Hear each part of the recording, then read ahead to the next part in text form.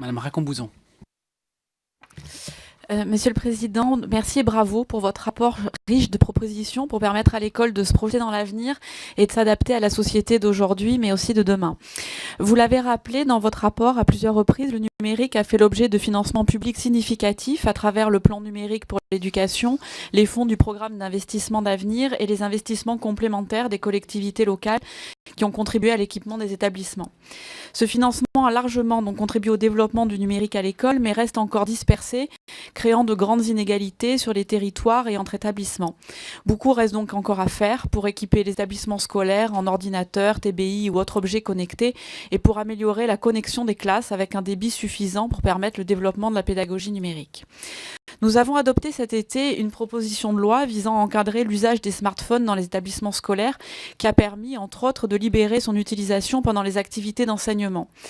Ainsi, autorisé à des fins pédagogiques, le smartphone devient alors un outil intéressant pour compenser et uniformiser l'équipement des élèves dans le cadre de dispositifs dits BIOD ou avec, apporter votre équipement personnel de communication.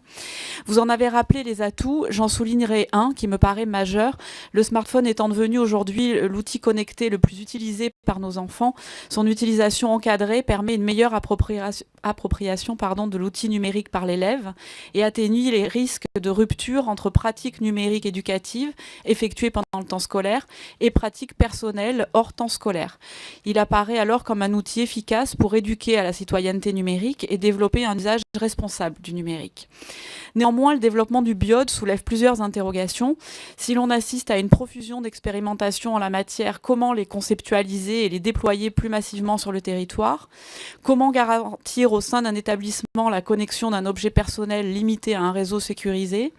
Si en 2017, 92% des 12-17 ans étaient équipés d'un smartphone, comment combler les inégalités qui persistent néanmoins entre les élèves et lutter contre l'obsolescence de l'outil?